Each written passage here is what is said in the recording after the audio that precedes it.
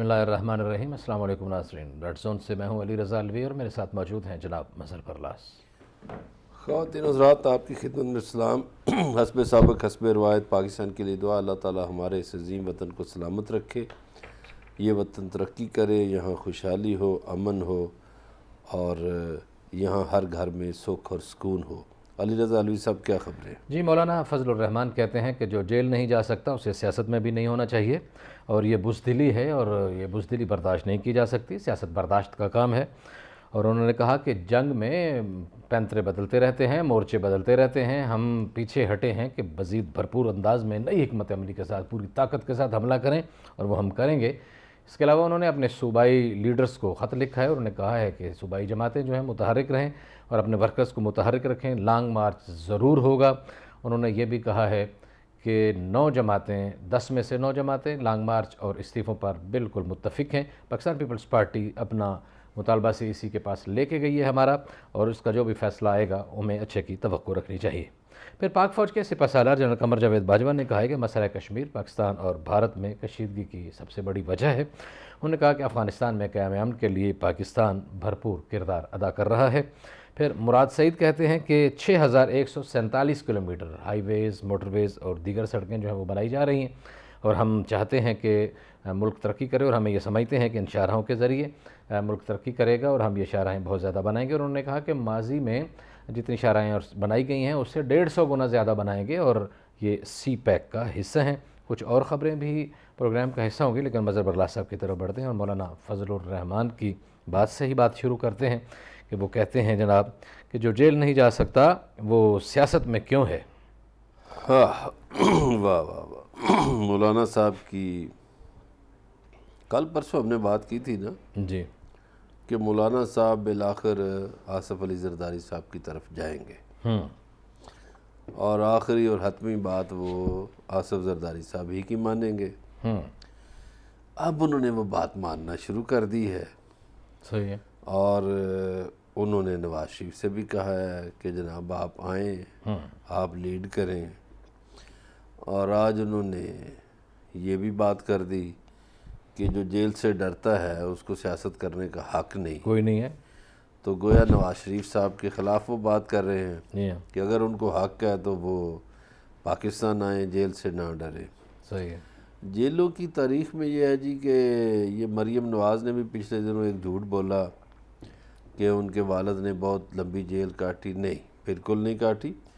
اس ملک میں بلکہ پورے برصغیر میں سب سے زیادہ طویل ترین سیاسی قید اگر کسی نے کاٹی ہے تو اس کا نام آصف آصف علی زرداری ہے، بالکل بالکل آصف علی بالکل صحیح ہے۔ لیکن مولانا صاحب کا یہ جو فلسفہ ہے کہ جیل جانا بڑا ضروری ہے سیاست کے لیے، یہ بھی غلط ہے، اس لیے کہ پاکستان کو بنانے والے حضرت قائد اعظم محمد علی جناح رحمۃ اللہ علیہ وہ تو جیل نہیں گئے، انہوں نے تو اپنی دلیل سے جیتا ہے ہر میدان، صحیح ہے۔ اپنی گفتگو سے جیتا ہے۔ ہاں، البتہ مولانا صاحب کے اجداد جو تھے وہ ان کے مخالف تھے، اور احراری بھی خلاف تھے، جماعت اسلامی بھی خلاف تھی، یہ جو جمعیت علماء اسلام ہند ہے یہ خلاف تھی، اور قائد اعظم کے خلاف یہ نعرے بھی لگاتے تھے، اور بس کفر کے فتوے بھی لگا دیتے تھے۔ لیکن وہ کہتے ہیں کہ ہمارے بڑوں نے قربانیاں پیچھے ہٹنے کے لیے نہیں دی تھیں، آگے بڑھنے کے لیے دی تھیں۔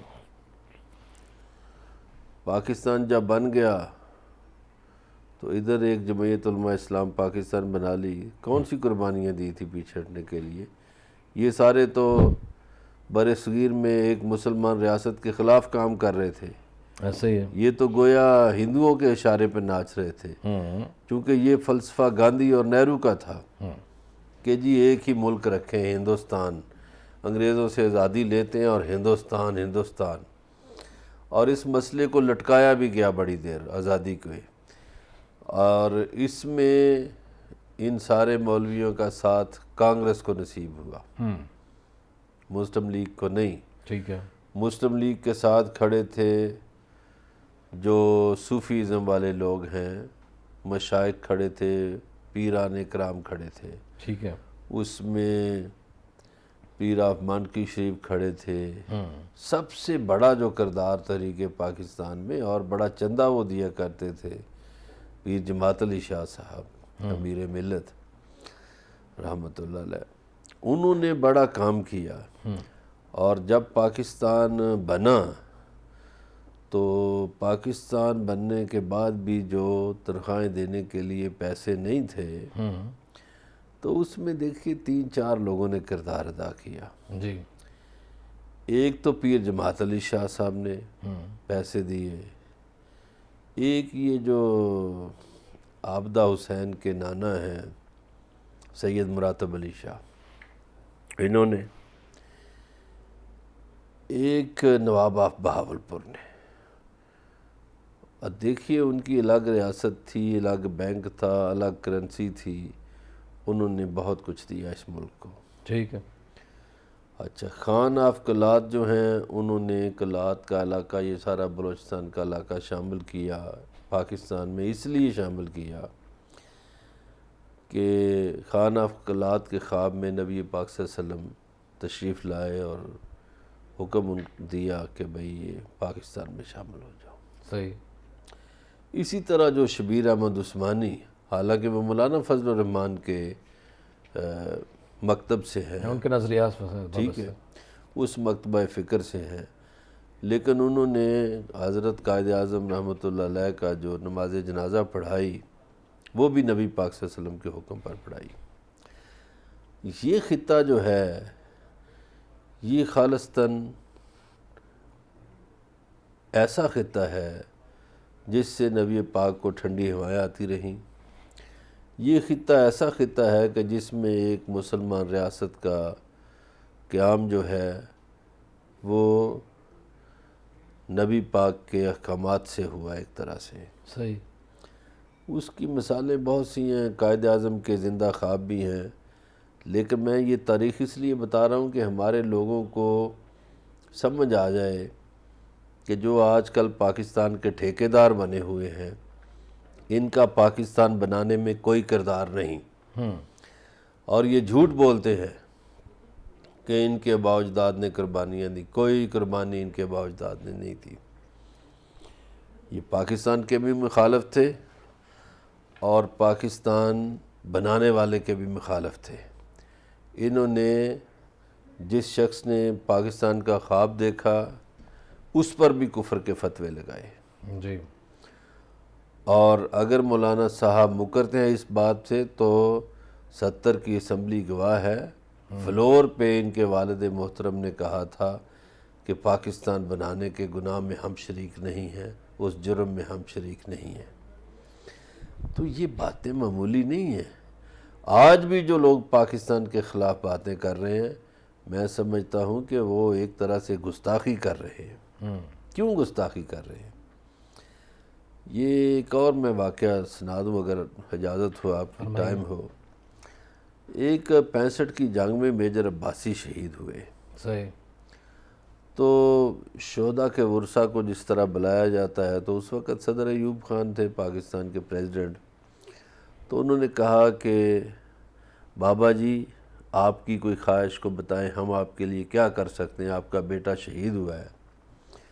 تو جو ہمارے مسلمان گھرانوں میں عام طور پر ہوتا ہے، اس نے کہا جی مجھے کوئی حج عمرہ کروا دیں۔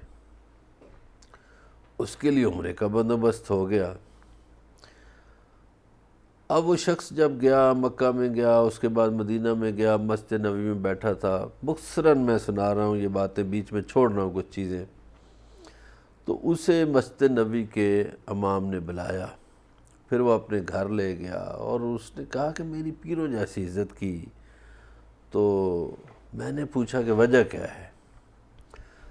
تو اس کا چونکہ پوچھا تھا کہ میجر عباسی کو کوئی جانتا ہے مسجد نبوی میں، تو اس نے کہتا میں نے ہاتھ کھڑا کر دیا کہ میں اس کا والد ہوں۔ جی، تو اس نے کہا کہ بقول مسجد نبوی کے امام کے کہ جس دن آپ کا بیٹا شہید ہوا اس دن میرے خواب میں نبی پاک صلی اللہ علیہ وسلم تشریف لائے، صحیح، وہ صحابہ کے درمیان بیٹھے تھے اور حضرت علی علیہ السلام ایک لاش اٹھائے ہوئے آ رہے تھے.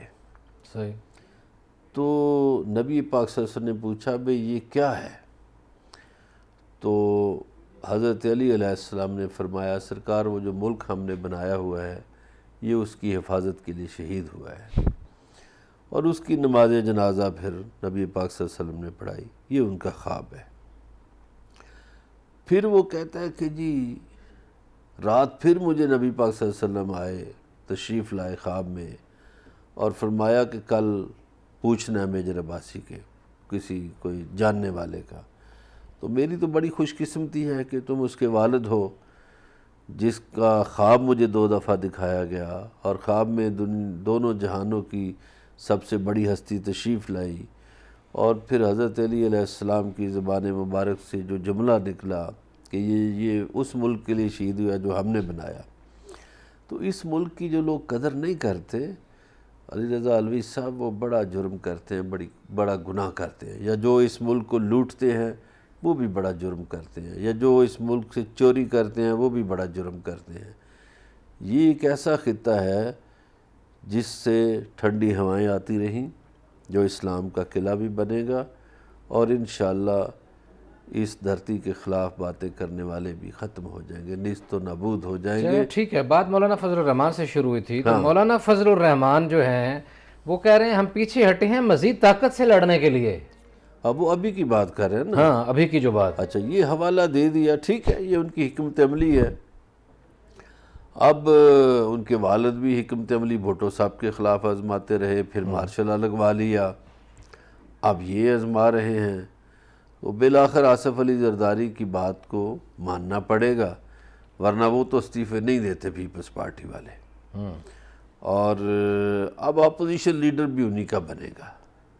وہ بات انہوں نے پھینک دی آج پھر کورٹ میں پی ڈی ایم کے کہ جی پی ڈی ایم فیصلہ کرے کہ یوسف رضا گیلانی بنے گا یا شیری رحمان بنے گی یا کون بنے گا. اب نون لیگ کا پرابلم یہ ہے کہ ان کے پاس ایک تو ایسا آدمی نہیں جو چیئرمین سینٹ کی کرسی سنبھال سکے اور چلا سکے. اب 2 وکیلوں کے نام انہوں نے اتارے ہیں میدان میں. ایک بیرسٹر سعدیہ عباسی ہے جو شاہد خاقان عباسی کی بہن ہے، پہلے بھی سینیٹر رہ چکی ہیں. دوسرا نئے وکیل جو آئے ہیں سینیٹر بن کر، اعظم نذیر تارڑ صاحب شریف فیملی کے کیس لڑتے رہے ہیں. ظاہر ہے انہوں نے جو قیمت وصول کی وہ بطور سینیٹر آ گئے. پیپلز پارٹی کے پاس ایسے لوگ ہیں، خواہ وہ رضا ربانی ہو، خواہ وہ فاروق ایچ نائک ہو، خواہ وہ یوسف رضا گیلانی ہو، خواہ وہ محترمہ شیری رحمان ہو. ان کے پاس اس لیول کے بندے موجود ہیں صحیح جو چیئرمین سینٹ بن سکتے ہیں، کردار نبھا سکتے ہیں. صحیح. ہمیں نہ پیپلز پارٹی سے کچھ لینا ہے، نہ نون سے لینا ہے، نہ پی ٹی آئی سے لینا ہے. جو زمینی حقیقت ہے اور جو وہاں کی صورتحال ہے اور جو سینٹ کے اندر جو موجودہ سچویشن بن رہی ہے، ہم تو اس کا احاطہ کرنے کی کوشش کر رہے ہیں. اور کوشش یہی ہوتی ہے کہ ہر طرح کا تمام اینگل سے بات کی جائے تاکہ ہر طرح کے دیکھنے والوں کی تشفی بھی ہو اور کوئی بات تشنہ نہ رہ جائے. بات چیت کا سلسلہ جاری ہے، ہمارے ساتھ رہیے گا. ملتے ہیں بریک کے بعد.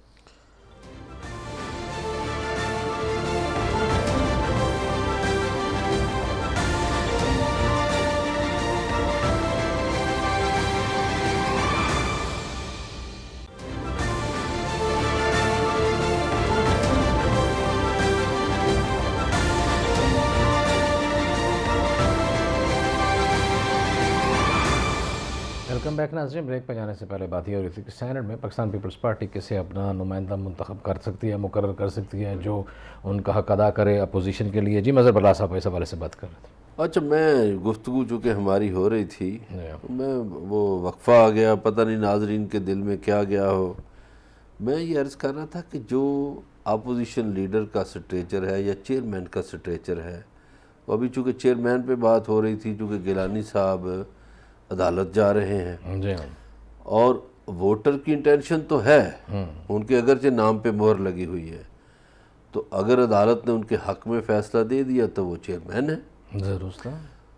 اب چیئرمین وہ اگر نہیں بھی بنتے تو اپوزیشن لیڈر کے لیے اپوزیشن میں دیکھیے اس سٹریچر کے آدمی پیپلز پارٹی کے پاس زیادہ ہیں.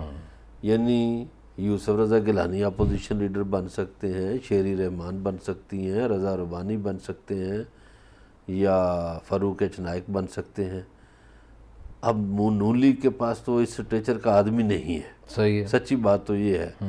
بھلے انہوں نے سعدیہ عباسی صاحبہ کا اور اعظم نذیر تارڑ کا نام دیا ہے, یا مولانا فضل الرحمان غفور حیدری صاحب کا نام دیں, تو پھر بھی میں سمجھتا ہوں کہ پیپلز پارٹی کے پاس اس لاٹ کے بندے موجود ہیں, اس سٹریچر کے بندے موجود ہیں کہ وہ اپوزیشن لیڈر بھی بن سکتے ہیں, چیئرمین بھی بن سکتے ہیں. یعنی ان کا قد کاٹ اس حساب سے ہے. تو اگر کسی کے دل میں یہ ہو کہ بھئی چیئرمین کے لیے میں نے بات کی, تو وہ ایسی بات نہیں. بات تو یہ ہے کہ اس لیول کا آدمی درست. جو آپ کو اپوزیشن لیڈر بھی تو ایسا چاہیے نا جو جواب دے سکے. اچھا, مولانا نے اپنی ٹیموں کو کہہ دیا ہے کہ بالکل متحرک رہیں, ہم نے لانگ مارچ کرنا ہے, اور 9 جماعتیں جو ہیں وہ بالکل اس بات پہ متحد ہیں, لانگ مارچ بھی ہوگا, استعفے بھی ہوں گے. دیکھو لانگ مارچ پر پیپلز پارٹی بھی متفق ہے, جی ہاں, مکری نہیں. ہاں, ان کو صرف استعفوں پہ جو ہے اعتراض ہے. صرف بات یہ ہے, جو بات اڑی ہوئی ہے جس مسئلے پہ, نون لیگ کا اور مولانا صاحب کا موقف یہ تھا کہ استعفے پہلے دے, لانگ مارچ بعد میں کرے. صحیح ہے. آصف علی زرداری کی یہ سوچ ہے کہ نہیں, لانگ مارچ کرے, استعفوں کو تو ہم نے آخری حربہ رکھا ہوا ہے استعمال کرنے. جس کے جواب میں مولانا نے کہا کہ ہم نے کوئی ایٹم بم کا فارمولہ نہیں رکھا ہوا تھا کہ آخر میں پھوڑنا. اس میں یہ ہے, دیکھیے اس میں یہ ہے کہ فائدہ کیا ہے. سیاسی طور پر آصف علی زرداری ٹھیک کہہ رہے ہیں, اس لیے ٹھیک کہہ رہے ہیں کہ جناب ادھر لانگ مارچ ہوگا, ادھر وہ اجلاس بلا لیں گے, اجلاس میں حکومت کی تہس نہس کریں گے حکومت کو. اب قومی اسمبلی میں بھی بڑی اکثریت ہے اپوزیشن کی, دیکھیے نا 8-10 ووٹ ہی زیادہ ہیں حکومت کے پاس. سینٹ میں اپوزیشن کی اکثریت ہے. تو دونوں ہاؤسز میں جب تگڑے بندے بولنے والے ہوں, مقررین ان کے پاس بہترین ہیں, تو یہ آصف زرداری کی اس لحاظ سے بات ٹھیک ہے کہ ایک پارلیمانی سسٹم میں ہم پارلیمان کے اندر سے بھی آواز بلند کریں گے اور باہر ہم لانگ مارچ بھی کریں گے. ان کا یہ موقف ہے. اور جب حل نہ نکلے آخری پتہ, وہ پھر ہم استعفوں کا استعمال کریں. شیخ رشید احمد نے آج کہا ہے کہ شکر ہے یہ بات ٹل گئی ہے لانگ مارچ والی, سیاست میں سکون آ گیا ہے اور ہم اچھے انداز میں آگے چل سکیں گے. یہ ان کا آج کہنا تھا. میں آپ سے پوچھنا یہ چاہ رہا ہوں کہ کیا واقعی سیاست میں سکون آ جائے گا؟ حکومت خطرات سے نکل چکی ہے, ان کو کوئی پرابلم نہیں ہے, یا بدستور ابھی خطرات میں ہی گھری ہوئی ہے؟ نہیں, خطرات سے تو نہیں نکلی. نہیں نکلی. سچی بات یہ ہے کہ حکومت کے لیے ابھی بھی خطرات ہیں. دیکھیے یہ ایک چھوٹا سا اختلاف ہے ان کا, جس کو بڑا بنا کے پیش کیا جا رہا ہے. لانگ مارچ سے تو پیپلز پارٹی نہیں بھاگی, اور پیپلز پارٹی کے بغیر لانگ مارچ ہوگا بھی نہیں. اس لیے کہ پیپلز پارٹی دیکھیں ایک صوبے میں ان کی حکومت ہے, وہ پاپولر جماعت ہے, وہ علیحدہ بات ہے. لیکن مولانا کہ جو اصل میں نے پہلے بھی بات کی, آپ دوسرے اینگل کی طرف چلے گئے تھے کہ مولانا تو ابھی بار بار کہہ رہے ہیں, ایک بات اس کو بھول جائیے کہ 10 میں سے 9 رہ گئی, پیپلز پارٹی ہٹ گئی. یہ 9 جماعتیں بدستور اس بات پہ قائم ہیں کہ ہم نے لانگ مارچ کرنا ہے. اور مولانا نے بھی آج خط لکھ دیے ہیں اپنے صوبائی رہنماؤں کو کہ بھائی اپنی تیاری بالکل جاری رکھو, ہم نے لانگ مارچ کرنا ہی کرنا ہے. نہیں, لانگ مارچ اس لیے کرنا ہی کرنا ہے کہ نون لیگ کی جو پاور ہے, سٹریٹ پاور جس کو ہم بولتے ہیں, وہ ہے پنجاب میں, درست ہے, اور یا ہزارہ میں, جی ہاں, اور کشمیر میں. جی بالکل. یہ تینوں علاقے اسلام آباد کے ساتھ ملتے ہیں, لہٰذا نون لیگ بندے لا سکتی ہے بہت سے. اس کے علاوہ ANP بندے لا سکتی ہے KP سے, شیرپا صاحب لا سکتے ہیں. صحیح. خود مولانا صاحب کی جماعت جو ہے وہ خیبر پختونخوا میں ایک بڑی جماعت ہے, ٹھیک ہے یا نہیں؟ صحیح ہے. ان کے بھائی وہاں قائد حزب اختلاف ہیں, تو اس کا مطلب ہے کہ وہ کچھ ان کے پاس سیٹیں ہیں تو قائد حزب اختلاف ہے نا. صحیح ہے. تو ایک بڑی جماعت وہ خیبر پختونخوا کی بھی ہے, لہٰذا ان کو لانگ مارچ میں جو بندے چاہیے وہ تو آ جائیں گے, پورے ہو جائیں گے. ٹھیک ہے. اس لیے مولانا صاحب ابھی تک, اور مولانا نے تو دیکھیے کشتیاں جلائی ہیں, وہ کہتے ہیں کہ میں تو کشتیاں جلا کر آیا ہوں, لیکن اس میں سے ایک بات ہے, ان خطرات میں لوگوں کا کچھ بھلا شروع ہو گیا ہے. مثلاً کویت نے ویزے پہ پابندی ختم کر دی ہے. جی جی. مثلاً وزیر اعظم متحرک ہو گئے ہیں عوامی فلاح کے لیے. کویت کی آپ نے بات کی تو وہ بھی کرتے چلے جاتے ہیں درمیان میں کہ کویت کے وزیر خارجہ شیخ ڈاکٹر احمد ناصر جو ہیں وہ 2 روزہ دورے پر پاکستان آئے ہوئے ہیں. انہوں نے ملاقاتیں کی ہیں, وزیر خارجہ سے ملاقات ہوئی ہے, اور یہ 11 برس کے بعد پہلی دفعہ, کوئی 11-12 سال ہو گئے ہمارے کہ 2011 سے یہ وہ کھلا تھا, بند ہوا تھا ویزا, اور ابھی پہلی دفعہ کھلے گا. یہ یقیناً پاکستانیوں کے لیے ایک اچھی خبر ہے کہ ہمارے 1 لاکھ پاکستانی اس کا دیکھیے اس کا کریڈٹ تو ہمیں پی ٹی آئی گورنمنٹ کو دینا چاہیے. جی جی بالکل, جو ٹھیک کام ہے اس کا تو بالکل جو کریڈٹ دینا پچھلی چاہیے. 2 حکومتیں نہیں کر سکیں, نہیں ہے. جی ہاں, جو پیپلز پارٹی اور نون لیگ کی حکومت نہیں کر سکی تھی, انہوں نے کر دکھایا. ایک ان کی سفارتی کامیابی ہے, شاہ محمود قریشی صاحب کی کامیابی ہے, وزارت دفتر خارجہ کی کامیابی ہے. یہ بالکل کوئی شک اور ابھی تو یہ جو کووڈ-19 آ گیا نا, جس کی وجہ سے بہت سے ممالک میں ہر ملک اپنے اپنے مسائل میں الجھ گیا کورونا کے وجہ سے. ورنہ یہ تھا کہ یہ جو پاکستان میں وزیر اعظم کے مشیر ہیں زلفی بخاری, یہ افرادی قوت بھیج رہے تھے بہت سے ملکوں میں. جی ہاں, تو وہ کرونا کے باعث کچھ رکی ہے, لیکن انہیں امید ہے کہ جو ہی کرونا کا موسم ختم ہوگا پاکستان کی افرادی قوت بہت سے ملکوں میں جائے گی. یہ بالکل اچھی بات ہے, بالکل یہ ایک ٹھیک بات ہے اس میں. اچھا, وہ اسی طرح دیکھیے وزیر اعظم سرگرم ہو گئے ہیں. اچھا, عثمان بزدار سرگرم ہو گئے ہیں. ہم تو کہتے رہے ہیں سست ہیں, آپ آج بھی کہتے ہیں کہ وہ قدرے سست ہیں, لیکن آج ایک بات کسی نے کی علوی صاحب, اس نے کہا دیکھیے جب شہباز شریف صاحب پہلی دفعہ وزیر اعلیٰ بنے تھے تو وہ بھی سست تھے. اب دل کو تسلی دینے کے لیے انہوں نے کہا ہوگا یا جو بھی, ان کو بھی تیز کرنے کے لیے 2-3 دفعہ وزیر اعلیٰ بنانا پڑے گا. تیز کرنے کے لیے یہی ہوگا.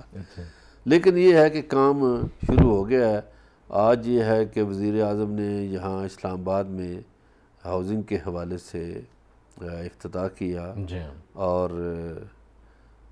غریبوں کے لیے جو رہائش گاہیں ہیں اس کا ہم تو چاہتے ہیں, دیکھیے ہماری بھی خواہش ہے ہر پاکستانی کی طرح کہ تمام پاکستانیوں کے اپنے گھر ہونے چاہیے. اپنی چھت تو جی بندہ سکون سے زندگی گزار سکتے ہیں. ہاں, وہ دیکھیے اپنا گھر ہونے کا مطلب یہ ہے کہ آپ بہت حد تک سیکیور ہو جاتے ہیں, اور یہ اچھا اقدام ہے. اس کے لیے قرضے دیں, ایک تو یہ بات ہے. دوسرا وزیر اعظم کسانوں پر توجہ دیں. اگرچہ وہ کہہ تو رہے ہیں کہ میں اگلے مہینے فوڈ سیکیورٹی کے حوالے سے ایک پلان جو ہے وہ لا رہا ہوں, تو انہیں لانا چاہیے. اس لیے کہ اچھا یہ بات بھی ہوئی آج, کسی نے سوال کیا کسی صحافی نے کہ زمینیں جو ہیں وہ سکڑ رہی ہیں, زرعی زمینیں, تو پھیلاؤ ہو رہا ہے. تو اس پہ انہوں نے مثالیں دی, لندن کی, نیو یارک کی, کئی شہروں کی وزیر اعظم نے. تو انہوں نے کہا کہ میں نے تو اجازت دے دی ہے اس لیے کہ ہائی رائز بلڈنگ بنائیں تاکہ ہماری جو زرعی زمین ہے اس کا نقصان نہ ہو, ہمیں اناج کی کمی نہ ہو. یہ ناظرین کے لیے صرف بتا رہا ہوں کہ دیکھیے روس بہت بڑی طاقت تھی, سوویت یونین کے پاس بڑے سائنسدان تھے, لیکن وہاں غذائی بم پھٹا تھا, ان کے پاس غذا نہیں تھی, اس لیے وہ مارے گئے. لیکن جو اتھارٹیز ہیں وہ ان سے این او سی لینے کے لیے جائیں تو بڑی مشکل ہے, بڑی فیسیں پوری ادا کرنے کہتے ہیں مشکل ہو جاتی ہیں, اور وہاں بھاری بھرکم جیبیں بھی پوری کرنا پڑتی ہیں, تب کہیں جا کے یہ ہوتا ہے. اور بہت سارے یہ لوگ یہ بھی کہہ رہے ہیں کہ وزیر اعظم حکم تو جاری کر دیتے ہیں لیکن عمل درآمد نہیں ہوتا, اور جو بھی اتھارٹیز ہیں وہ رخنے ایسے ڈالتی ہیں کہ کام نہیں ہو پاتا. بات چیت کا سلسلہ جاری ہے, ہمارے ساتھ رہیے گا, ملتے ہیں بریک کے بعد.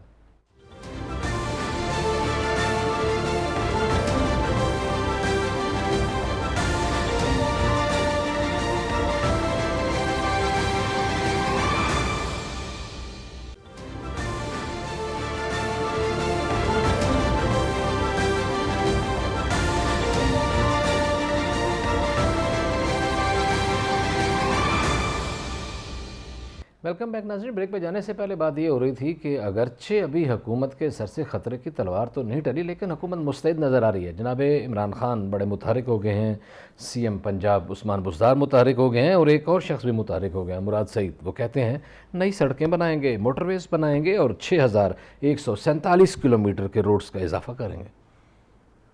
بالکل صحیح ہے جی. اس پہ بات کرتے ہیں. ابھی ہم وقفے میں ہمارے 2 پارلیمنٹیرین مرحومین, سینیٹر مشاہد اللہ خان مرحوم اور سابق وفاقی وزیر ڈاکٹر شیر افغان خان نیازی, ان پہ بات کر رہے تھے. دونوں دیکھیے کیسی کیسی شخصیات تھیں اس پارلیمنٹ کا حصہ, کہ مشاہد اللہ خان کو بہت سے اشعار ازبر تھے اور بڑی جاندار تقریریں کیا کرتے تھے. اسی طرح ڈاکٹر شیر افغان نیازی کو پورا آئین ازبر تھا. جی ہاں بالکل. اور جب وہ بولتے تھے تو بڑے بڑے قانون دان جو قومی اسمبلی کا حصہ ہوتے تھے یا سینٹ کا, اس میں ہمارے نامور وکلا تھے پاکستان کے, کوئی شک نہیں. ایس ایم ظفر, اعتزاز احسن یا رضا ربانی یا ڈاکٹر بابر اوان اور فاروق ایچ نائک یا لطیف کھوسا, تو وہ بولتے نہیں تھے اس لیے کہ ڈاکٹر صاحب کو آئین زبانی آئین کے حافظ تھے. تو اب بھی لوگوں کی خواہش ہے کہ ایسے لوگ پارلیمنٹ میں آئیں جنہیں کچھ آتا ہو, پیسے کے زور پر نہ آئیں, جنہیں کچھ آتا ہو, جن کے پاس نہ کچھ آتا ہو. اب یہ مراد سعید کا ذکر میں کرنے کے لیے تمہید باندھی ہے. جی جی دیکھیے مراد سعید ایک اسٹوڈنٹ لیڈر تھا. اس کی تقریریں بہت لوگ سنتے تھے, بڑے اسٹوڈنٹس اس کی تقریریں سنتے تھے, پشتوں میں تقریریں کرتا تھا. پھر یہ اپنی اسٹوڈنٹ لائف میں ہی پی ٹی آئی میں آ گیا, اور اچھی بات ہے کہ ایک اسٹوڈنٹ لیڈرشپ سے یہ قومی سیاست میں آیا. اب شروع میں آپ کو یاد ہوگا کہ اس کو وزیر مملکت بنایا گیا تھا, اور پھر مراد سعید نے اپنی کارکردگی سے یہ ثابت کیا کہ نہیں, وہ وفاقی وزیر بننے کا اہل ہے. پھر ان کو وفاقی وزیر بنایا گیا. صحیح ہے. اور اتنے اہم محکمے ان کے سپرد کیے گئے. جی آج وہ بڑی خوشی سے بتا رہے تھے کسی سیمینار میں یا تقریب میں کہ جو محکمے انہیں خسارے میں ملے تھے آج 50 ارب جو ہے وہ کما کر دیا ہے حکومت کو انہوں نے. اور اسی طرح وہ 5 موٹر ویز شروع کر رہے ہیں. اچھا, ایک موٹر وے کے حوالے سے تو فواد چودھری صاحب نے ٹویٹ کر دیا تھا, لیکن یہ باقیوں کی انہوں نے کہا جی چند دنوں تک اشتہارات آ جائیں گے, تفصیلات آ جائیں گے. ہاں جی, لیکن انہوں نے کچھ شہر یہ بتایا ہے کہ بلوچستان میں 3250 کلومیٹر جو ہے وہ رقبہ, اس میں وہ روڈ کا اضافہ ہو جائے گا بلوچستان. اچھی بات ہے. دیکھیے یہ بات تو وزیر اعظم صاحب بھی کرتے ہیں کہ جس طرح چائنا نے اپنے غریب علاقوں کو امیر علاقوں کے برابر ترقی دے کر لائے چائنا والے, اسی طرز پر ہم چاہتے ہیں. تو بلوچستان پسماندہ رہا بہت عرصہ, تو اگر وہاں سڑکوں کے جال بچھیں گے تو ظاہر ہے ترقی بھی ہوگی, سڑکوں کے گرد انڈسٹری بھی آئے گی, ریسٹورانٹ بنیں گے اور کام ہوں گے. لیکن ایک بات جو ہے نا مظہر برلاس صاحب, وہ آپ کو پتہ ہے, میں تو یہ ہم بارہا کہہ چکے ہیں اور میں دوبارہ کہوں گا کہ شاید مراد سعید کی نظر سے گزر جائے کہ یہ جو موٹر وے ہے, چاہے یہ M1 ہے چاہے M2 ہے, دونوں کی طرف سے جو جالی لگی ہوئی تھی جب موٹر وے بنے تھے تو یہ لوگوں کو ایک احساس تحفظ ہوتا تھا. اب وہ جالی کچھ لوگوں نے کاٹ دی جن کے زمینیں ہیں, وہاں سے جانور آ جاتے ہیں روڈز پہ, کتے آ جاتے ہیں روڈز پہ, اور حادثات اتنے زیادہ بڑھ گئے ہیں صرف اس کٹی ہوئی جالی کی وجہ سے. وہ جالی لگانے پہ کوئی زیادہ خرچہ نہیں ہونا, اور ابھی میسج انہوں نے آمدن بڑھائی ہے تو ٹیکس بڑھایا, ٹیکس بڑھا کے آمدن بڑھا لیا. یہ مہربانی بھی اگر کر دیں ان کا بڑا احسان ہوگا لوگوں پہ. ایک تو ہم سفر ایپ بھی شروع کی ہے جی کہ کسی کو کوئی مسئلہ ہو یا ٹریفک جام ہو تو وہ پتہ چل جائے گا. دوسرا یہ صحیح بات ہے آپ کی, یہ مراد سعید سے گزارش کرتے ہیں ہاں جی کہ آپ اس طرف توجہ دیں تاکہ جو جہاں جہاں سے جالیاں ٹوٹی ہیں وہ بن جائیں, مرمت ہو جائے, اور جانوروں کا داخلہ جو ہے وہ بند ہو. موٹر وے انسانوں کے لیے رہے, جانوروں کے لیے نہ رہے, وہ سفر جو ہے وہ محفوظ ہی رہے. اور وہ اور اس میں سے یہ جو برانی علاقوں میں سفیدہ لگا ہوا ہے وہ بھی کٹوا دیں. جی ہاں، وہ بھی اچھی بات ہے، پانی پی گیا ہے ہمارے سارا درخت تھے سفید جی، ٹالی ہوتی تھی، وہ کیکر کے درخت تھے، اور وہ مطلب پتہ نہیں وہ انہوں نے کدھر کر دی ہیں، اور یہ ان کو پتہ نہیں کس نے، پیپل غائب ہو گیا، بورڈ انہوں غائب نے ہو کیا گیا۔ کیا۔ ہمیں آرمی چیف صاحب کی خبر کی طرف جانا ہے جی، آرمی چیف صاحب نے پیپل کا درخت جو ہے نا اس کی بات ضرور کرے۔ ہاں جی، پیپل کو اس خطے میں دیوتا کہا جاتا تھا، اس لیے کہ پیپل کا درخت 24 گھنٹے آکسیجن دیتا ہے۔ یہ جو لوگوں کو سانس کے مسائل ہیں، کھانسی کے مسائل ہیں، دیکھیے جو سانس کا جس کا مسئلہ اگر پیپل لگا ہو تو رات کو بھی آکسیجن اس کو ملتی رہے گی، اس کا مسئلہ تو حل ہو جائے گا۔ صحیح ہے، بالکل صحیح بات ہے۔ تو اب آپ آرمی چیف کے نہیں، حوالے اب سے وقت بات ختم ہو گیا کریں۔ جی، کیا کہا گیا کہ جی وقت ختم سیکیورٹی ہو کی گیا۔ ورکشاپ جاری ہے، اس سیکیورٹی حوالے سے باتیں ہو رہی ہیں۔ کل وزیر اعظم گئے تھے، آج آرمی آج چیف گئے۔ آرمی چیف گئے، اور آرمی چیف نے کہا کہ مسئلہ کشمیر پاکستان اور بھارت کی میں کشیدگی کی سب سے بڑی وجہ ہے، اور خطے میں امن کے لیے دیرینہ مسئلے کا حل بہت زیادہ ضروری ہے۔ ان کا کہنا یہ تھا کہ افغانستان میں قیام امن کے عمل میں پاکستان انتہائی اہم کردار ادا کر رہا ہے، اور انہوں نے کہا کہ پاکستان جو ہے سیکیورٹی خطرات کے باوجود دفاع پر بہت کم خرچ کرتا ہے، اور سیکیورٹی پر اخراجات بڑھانے سے کیونکہ انسانی ترقی کی قربانی دینا پڑتی ہے، تو ہماری کوشش ہوتی ہے کہ ایسی قربانی نہ دینا پڑے، اور پاکستان جو ہے اس بات پہ یقین رکھتا ہے کہ افغانستان میں امن ہوگا تو پاکستان میں امن ہوگا، اور افغانستان میں قیام امن کے لیے پاکستان کی کوششیں جو ہیں وہ بالکل سب کے سامنے ہیں، اور اس کا اعتراف کیا جانا چاہیے۔ آج اتنا ہی آپ سے ملاقات ہوگی اگلے پروگرام میں۔ اپنا خیال رکھیے گا، اللہ نگہبان۔